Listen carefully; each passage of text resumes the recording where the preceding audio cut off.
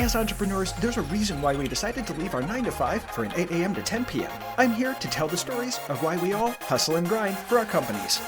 On today's podcast, I'm speaking with Tina Baxter. So, Tina, thank you so much for being on the podcast today. I really appreciate having you here. And you've got a really interesting topic that I'm looking to delve into is your special breed of entrepreneurship is helping nurses start their entrepreneurial journey. And I'm really excited to talk to you about that today and to learn some more about what you do. So thank you so much for being on the podcast. Oh, thank you. Thank you for having me. Great to be here. My pleasure. My pleasure. So we did hear your intro. We heard the bio about what you do. I always love to ask this question first. What specifically does the business that you're focusing on right now, the Nurse Shark Academy, what does it do? I say it gives life to the dreams and passions of nurses. So, for example, a lot of nurses we know it's been out there. There's a nursing shortage, or so-called nursing shortage. Nurses are, after coming from the pandemic, very burnt out. But I always thought, I don't want you to have to leave your profession. Maybe you need to leave your job, but not your profession. So how can I get you to fall back into love with nursing, which is what you went into? And one of the ways I think you can do that is through entrepreneurship. And so I help nurses discover what they love to do, build their own business, and put the systems in place for them to be successful. Okay. Interesting. So when you say nurses, we all think of nurses in hospitals. We think of nurses in doctors' offices, the traditional nursing roles. Is that what you're helping, is people in the traditional nursing roles? Are you helping folks maybe get into, a different, one of the big things right now that I love doing is when if I feel something coming on, I go to one of the IV places to have an IV of whatever cocktail I happen to feel like that day, whatever's going to help. Yeah. Is it starting things like that? What does that look like to a nurse who's maybe who, like you said, is trying to fall back in love with being a nurse, but wants to get out of kind of the more traditional roles? And really, because that's what entrepreneurs do, is we like non-traditional, right? What does that look like? It could be anything. Like, I just talked to a nurse and she started a company that's a staffing agency, but she's niched down to, she staffs for telehealth nursing companies. So let's say you're at the bedside now and you're the patient in the bed in the hospital, and the nurse comes on a video screen and say, "Hi, I'm your telehealth nurse and I'm here to educate you on your disease or whatever you're in the hospital for." And so they needed nurses to be able to fill those roles. And she developed a company to staff the nurses to fill the roles after having been a telehealth nurse herself. So it depends on what it is that you're interested in. I had a nurse that was a home care nurse, and she decided to start a home care agency. I had another nurse that I talked to, and she was an infusion nurse, and she started a business doing the infusions that you talked about, and was really got a large market share in her state, and then since built her company up and sold it. So there you go. So the sky is the limit of what you can do as a nurse, and is taking those skills that you've learned in your trade and applying it in a different way. You're still a nurse. We like to joke and say we're like the mafia. Once you're a nurse, you're always a nurse. We don't let you go. So we just teach you how to use it in a different way. Exactly. And I love that sort of innovation, because especially with a traditional job where we think there's certain positions, seeing how creative you can get as a nurse is fascinating to me. That's why I wanted to ask the question. I just love to hear stories about people being really innovative with what they're doing, and the different kind of cool things. And some people who might, be out there saying, I want to go into nursing, but I really don't want to work in a hospital. I helped my grandfather just before he passed, or about the 6 years before he passed. I was his caretaker and watching nurses come in and help us out. And this was a completely different version of nursing than I thought. I mean, I thought it was always in hospitals and that, but nope, they come to your house, they do things. I found out what, certified nursing assistants are, and we had to hire a bunch. And there's just such a wide gamut of what you can do in that industry. And it's nice to hear that innovation still happening, especially in like functional medicine. And non-traditional medicine, like, IVs. There's a bunch of things out there. Hearing how nurses can fill those roles, which, if you're not the person that you think, if you're not the traditional nurse, thinking about outside the box. If you're an entrepreneurial nurse, you're thinking outside the box, right? Right, right. Yeah. And it's great to have that good foundation because most nurses we start out in the nursing home or in the hospital or places like that. We get those skills honed there. But that Mhm. doesn't mean that you have to leave the bedside. And I often talk to the nurses. I said, you can be entrepreneurial even at the bedside in what you're doing, Mhm. in your practice. And so, can you find a different way for solving a common problem that you see every day at the bedside? Mhm. I said, this is where innovation comes in. Yeah. And there was a nurse, I just saw this online. There's a nurse that developed, it looks like one of those hair combs, those clamps. Mhm. And basically, she developed this so that you can clamp all the cords from the patients so Uh, that it can keep everything nice and neat and labeled and where everything goes. And I thought, now, why didn't someone think of that? yep. That would have made my life so much easier when I was at the bedside and not working as an NP. I said, if we knew where all the cords went and maybe the patient wouldn't pull out their IVs all the Mhm. time, you Yeah. know, this is where you can be entrepreneurial and discover those things. And there are nurses that are in technology now. They're building tech companies and inventing new devices. And I think it's just wonderful. Yeah, my very first professional job was as a junior programmer for a small med tech startup, and that's what we were doing. This was just when HIPAA was being passed, so watching HIPAA compliance was something that we had to do, but also it was terminals inside. This was before med tech was a thing. This is before like any sort of medical information system was a thing, and that was what we were doing. Creating some sort of a thing that would help us out. So I get the innovation in healthcare can be really cool, and I love the fact that you did that as a nurse. I love engineers. I grew up with a line of engineers. Engineers are great folks, but they often don't think about the small practical parts, like a clip, stuff like that, Exactly. right? Yeah. Hmm. Yeah. Yeah, I love that, man. Oh, that's awesome. So how did you get in to? I'd love to hear like some of how you got into nursing, but also how did you go in this entrepreneurial path with nursing? Well, I actually I was supposed to go to medical school. Okay. Uh-huh. I was a pre-med, took all the courses, sat for the MCAT twice, just could not make myself put the application in because I figured out, having spent some time with family who were physicians. I have physicians in my family. We're a big healthcare family. Hmm. And I realized I didn't want that life. I'm like, Hmm. I wanted to have a life. Hmm. I saw them working all the time, had all the toys, but couldn't play with them. And so Yeah. I had a little crisis. And I was a fifth year senior, and my parents were footing the bill. I had to figure something out, right? Yep. Yep. And I got a job working in a nursing home because where I worked, they would train you to be a CNA and pay for it Mm. and pay you to learn. So Nice. I became a CNA and working in a nursing home because I'd always been drawn to older adults. I Mm. volunteered and everything through high school and healthcare. And so I started as a CNA and I saw what the nurses did. And I thought, I bet I can do that. And if I want to go to medical school later, something changes, I'll do that. I get to my very first nursing school class and I'm sitting there and they're telling us about practice things. And I just remember thinking, I have found my tribe. This is where I was meant to be the whole time. So I went all in on nursing. Okay. Uh, I'm just all in. And while I was a nursing student, I also realized I needed to make money because my parents told me, well, we paid for the very first 5-year expensive Christian college that you went to. So this one's on you when I mm, got into nursing school. So I went to another very expensive private Christian college for nursing school. Whole other uh, story about that.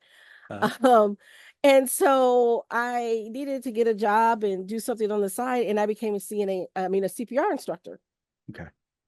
So I just kind of did CPR trainings on the side as a side hustle. I didn't even think about being an entrepreneur, right? So Mm-hmm. I've been doing that for now over 30 years. Gosh, yeah, over 30 years teaching CPR. Wow. And I kept it up, kept it up. And so around 2008, right when the recession hit, I had finished grad school as a nurse practitioner at that time. I found myself in between jobs. Mhm. And one of my old preceptors, we became friends, and she was starting a business training CNAs. Mhm. And she invited me to come on board and to be the COO of that company. I kind of think she hoodwinked me, right? Uh-huh. Because I just wanted a place to write a book. Yeah. And so I started working with the process of building this company. And so if you know me, if you give me a task, I take it seriously. So I was all about the operations. Now I'd had training in hospital leadership, a supervisor, interim manager, um, educators, did all the things, created positions that weren't there. I was a pioneer in a lot of those things. Mhm. Um, so I'd done a lot of that. And so I brought that to the table. We started our company. Very proud of what we've done with those students. Some of our students went on to become physicians, nursing home administrators, nurses. I mean, just wherever. Mhm. And so we made a great big impact. But it was during that time that I fell in love with entrepreneurship, Mhm. and I got to thinking about starting a new business because I've been asked to consult on some things, and I needed a venue to be able to bill and do all the stuff that they ask you to do when you're a consultant.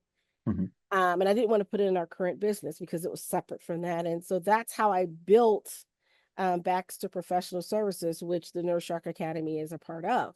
Mhm. And it was once I got hooked on the idea of building something and starting from the ground up, I was like, yep, that's what I want to do. And the more I started doing that, the more I realized I like the idea of building the company. I don't necessarily want to be the one running the company day to day. Mhm. I really like helping others get what they want. And I Mhm. thought, why not help nurses who want to start a business build the business? I'll start you in the startup part, right? I'll help you along that way. And then once you get going, I'm going to let you go and fly, little birdie, right? Mhm. Kick you out the nest. And for me, that's the best part. Mhm. And so I realized that there's certain things that I want to do, didn't want to do, and I think this is great. So I would help a nurse start a home care business because people have asked me, why don't you start a home care? Because I don't want to run a home care, but I'll Mhm. help you start a home care because Mhm. I like that part of it. I just don't want to do the day to day. And I kicked around all these businesses. I Yeah. was going to start a lights removal business at one time, Mhm. removing headlights because it was Yeah. lucrative, it was a great model, it's a franchise opportunity. And Yeah. I'm like, there's no way I would love doing this every day. I am not picking out Yeah. headlights. That's not going to make me happy. But when I realized that, it was easier to help nurses find out what makes them happy and help them build a business around that. Yeah. And I think it's interesting that you said that, where you didn't want to go into this business because it wasn't going to make you happy. And I'd say you didn't have a passion for it. No. And that's sometimes what, as entrepreneurs, sometimes we run 100% on passion, and because there's nothing else going right. Sometimes that passion pushes us forward. That's where the name for the podcast came from, was is there's a reason we hustle and grind. There's a reason we work 8 a.m. to 10 p.m. There's a reason why we do all of this. It's not because we're insane. Well, no, we're a little crazy. Sorry. I'll put that out there, but a fun kind of crazy. But we're we want to go out and change the world. We want to do something better, and we want to build it up. And I think there's a lot of different roles for that. And I love the role that you have, where it's more of the implementer. It's like you've got a great idea. Like we said, I think it was before the show, you had said that the nurses are very, very good at going out. They're good at what they do. They're good at their idea. They're good at their role. The implementation might be challenging, and I think that's for any entrepreneur. I mean, we all Yeah. have that issue where we've got our vision, we've got our idea, we've got this cool thing we want to build, we've got this awesome thing, but doing it sometimes, especially if you're at the beginning, like where you start with people, Mhm. where you're chief everything officer and your title is yes, all the things, Yes. that's the part that's the most difficult. Bringing somebody on to be able to say, let's talk this through, and a sounding board is, I think, an incredibly important part of starting business, or just one that's just getting up and going. I mean, it can be terrifying. Yeah. It can be terrifying. I remember when I started my second business, which is now my primary business, because we since closed the other business, which is a whole other story too. But our business partners, they all decided to retire. So they're like, Nice. yeah, I'm not retiring. I'm just getting going, baby. Uh-huh. Yeah. So it was really terrifying to put yourself out there, realize that you're the one that has to make all the decisions. And Mhm. a lot of times, as we start out as employees, and so we carry into that our business that employee mindset. When there's nobody else to come in and turn the lights on, it's got to be you. Yeah. If nobody else comes to work, it's gonna have to be you. Yeah. And so helping them make that transition from employee to entrepreneur is sometimes a little bit of a leap, but we can get you there. Exactly. And especially for, especially with nurses, I could see nurses also coming in with a different mindset simply because they are just burned out. The nursing system is terribly broken right now. And Yeah. I think that's difficult. And it has nothing to do with the nurses. They do the best job they can. It's just the system's kind of broken. So you not only get somebody who knows they're in the wrong thing, wants to be an entrepreneur, is now starting a business, but also has this other thing.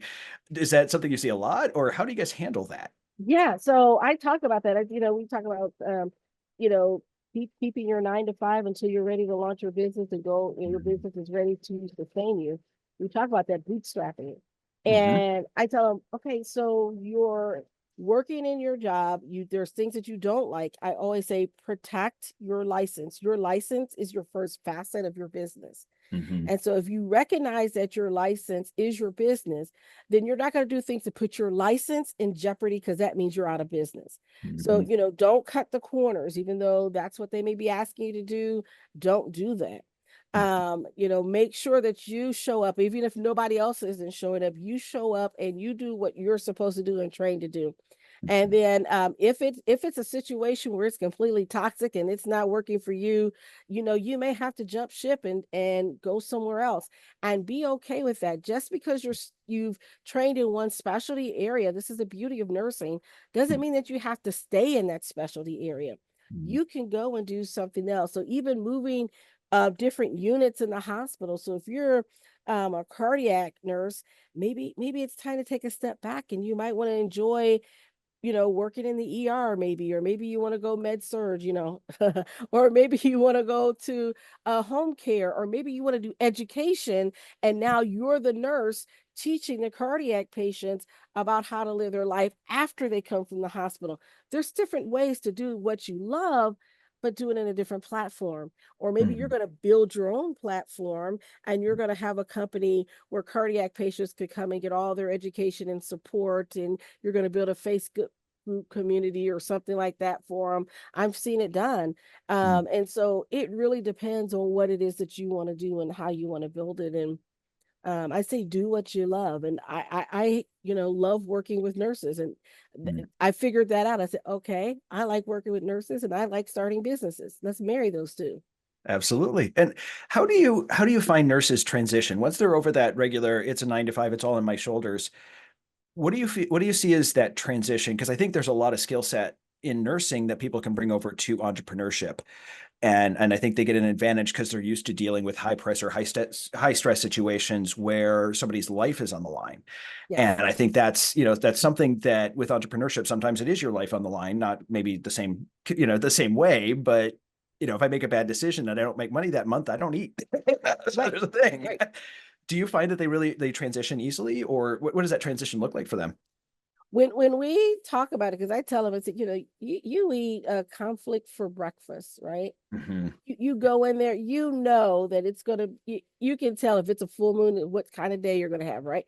And so um because you're used to working with little provisions and try to make things happen, we're very innovative and very creative. You also know how to take charge in a situation where things are going south and somebody has to be the grown up in the room. Mhm. And these are all things that we do every day as a nurse. We deal with patient family conflicts. We deal with administration issues and supply issues and all kinds of things. And so, what makes you think that you cannot do that, but do that on your own? Now, yeah, it can be a little scary because, ultimately, you've got to make the payroll and pay your employees and do all the stuff that you need to do, Mhm. but you can do it, but better, you can do it in a much better, more efficient way. You've got the skill sets. I just say, hey, we're going to take that nursing process that you learned, and I want to help you build it into your business plan. If you can write a nursing care plan, you can write a business plan.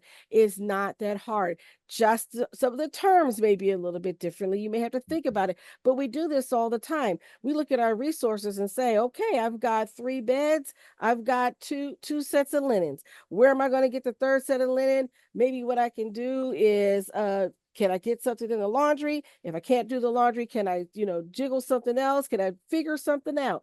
We're Yeah. very innovative. Can I borrow from another unit? We think and go through this process every day without, thinking about it. It's just natural to us. So we're really good. Nurses are doers. We're really Yeah. good at that. And we know how to get stuff done. Yeah, and seeing that, I mean, I think that would make nurses that would give nurses a skill set that really is going to set them forward and really set them up for success in entrepreneurship because they're used to organized chaos. They're Yes. used to just get it done. Let's figure this out. Let's do this, So I can see that as being a huge benefit because a lot of times as people are transitioning out of a 9 to 5 into entrepreneurship, which is organized chaos, like we were talking about earlier, it's being on the train wreck full of dumpster fires that, nurses are used to that. We're not. People that have that transition often have difficulty. So I'm really happy to see that. Awesome. Cool, cool. So as we're getting towards the end of things here, I do have one question I ask of every person, and that is, what is one book or podcast that has had a positive impact on your life? Well, I would have to say this book is a little older. You can see it here. It's Damon John, and Uh-huh. he wrote the book Rise and Grind. Mm-hmm. And I read this book when I was just starting out in my consulting practice and really trying to understand um, me and how I worked, because that was important. If I didn't understand how I worked and what I bring to the table, how can I translate it to someone else? And so I saw the stories that he collected from the people in here and how they approach things. They're all different entrepreneurs, different walks of life, but I like the stories. And I Mm-hmm. want to know, well, how did they overcome this and how did they overcome that? And so for me, that was uplifting. And I even he's got grind points in here, Huh. and I took them and put them on a piece of paper. They're behind me on the wall. And I put them on the wall, and I would Uh-huh. look at them every day. And I said, when you don't feel like getting up and going down to the office, I want you to look at your grind points and get up and go do it. Mm-hmm. And I know we talk about hustle culture, and there's some things about that maybe not Mm-hmm. be as healthy. And Mm-hmm. so I've learned over the years what it means to when I have to grind and when I have to, take some time away and pull back because I need that creative process to come back. And so I need a little break and get my mind to rest. And as I like to call it, my thinking time. And so sometimes I Mm-hmm. schedule a day where I do nothing but think. Yeah. That's it. Yeah. That's all I Yeah. can muster that day. And that's okay. I heard somebody say once that some days you'll show up at 100%, some days you'll show up at 20%. It's more about how you show up. Yes. And even 20% is better than zero. As long as you don't have like a stream of 20% days, then it's time to start thinking about something going wrong and see what's at the base of it. But And the there's fact days that we have you good days you and bad did show days. up, right? Yeah, You you got to did. show up. Yeah, If absolutely. Yeah. But it's that consistent showing up. Hmm. That's the thing. I think as entrepreneurs, we often think that, like you said, the hustle and grind culture. I heard somebody call it the cult of busy, where, you have to, we feel like we are so dependent on ourselves that we feel like we have to just push, push, push, push, push. And I'm 100% guilty of this too. I think there's sometimes when we pushing just to push is one thing. you know, Right. Pushing and being productive is a completely different one. And understanding some days are going to be more productive than others. I've totally fallen in that trap. I totally fallen into Yes. that trap Yes. and burned myself out for it and paid the consequences. Right. So, Yes. well, thank you so much for being on the show today, Tina. I really appreciate it. Really appreciate the wisdom and the really interesting topic of nurse entrepreneurs. That you're the first person that's been on the podcast that talked about nurse entrepreneurs. So I appreciate it. No problem. Yeah, this is great. Awesome. Thank you. Thanks again for joining us on the Hustle and Grind podcast. If you'd like to learn more about Tina, check out the link in the description.